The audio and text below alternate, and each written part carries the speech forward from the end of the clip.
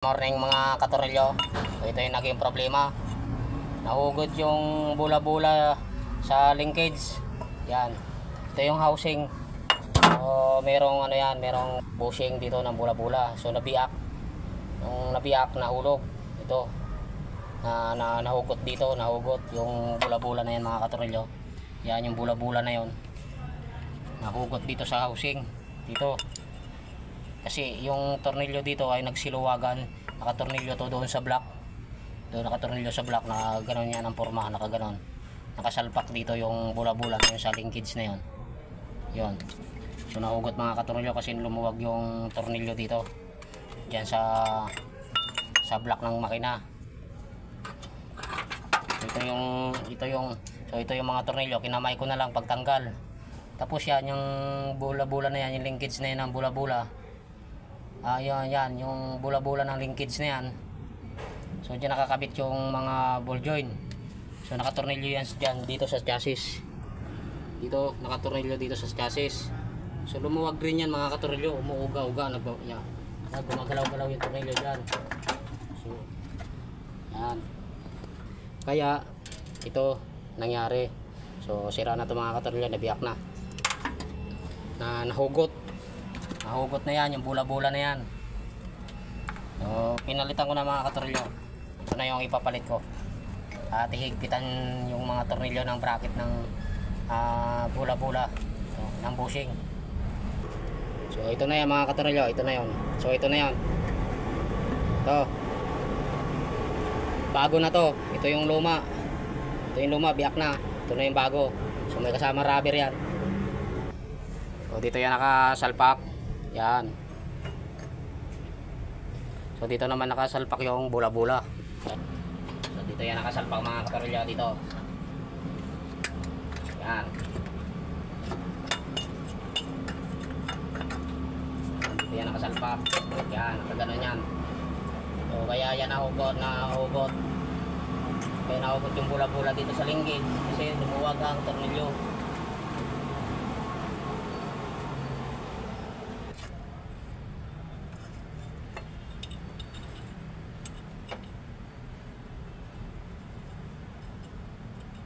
So naka-tornilyo na yan dito sa block ng makina. Ito. Yan. Ito meron na yung bushing, bagong bushing. Kasalpak diyan. Yung plastic na bilog. Yan, may bushing na yan. At naka-tornilyo na. So nakasalpak yan diyan mga tornilyo. Ito may rubber yan na takip. So yan, dito naman ito. So ito yung pinalitan ko, yung bushing dito kasi nahulog. Nahulog na. Kaya ito nahulog yung bula-bula dito at yung bushing kasi dito lumuwag dito yung tornilyo dito sa chassis yan. Dito yung dalawang tornilyo natin mga katornilyo. Dito may tornilyo yan dito sa chassis yan, ito. Yan. So yan ang mga katornilyo. So ipapasok ko muna. Papasok muna yung bula-bula yan. Tapos nakatornilyo yan dito sa chassis. Dito meron yan dito na spacer.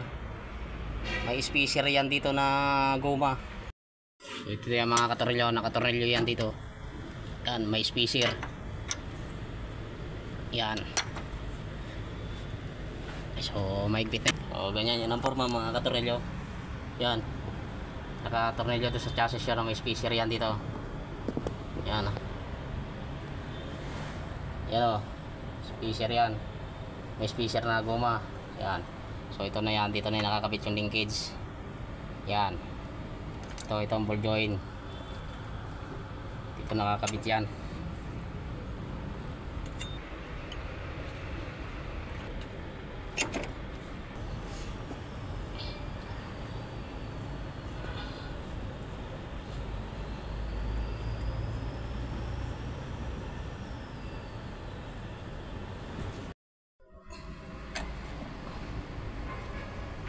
Yan. So napasok na yung ball joint, yung nut na lang.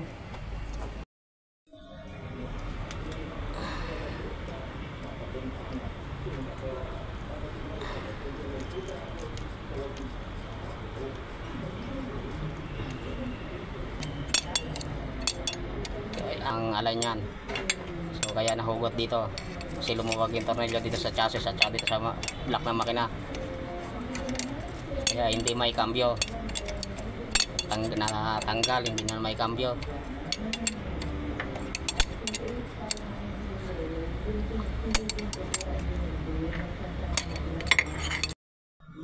So yan mga katorolyo, so ganyan na yan forma nyan. So naka-align na, so hindi na yan mahugot dito, nahigpitan na to sa chassis at saka dito sa block ng makina. Diba, ibaba mo ang ulo, tingnan mo kung nakapantay dyan. Dahil mo sa simol? Kaya mga katorolyo, okay na yan. Sige, testing mo. Sila peltra ko eh. Kukupa ko sa tren na yun. Yan, nakikakambyo na. Nakikakambyo na mga katorolyo, okay na yan. Babiyahe pa yan. Hoy, karga mo muna yung lubid. Walang idea ko eh. Yan, titesting lang mga katorolyo, patakboy natin kakambyo.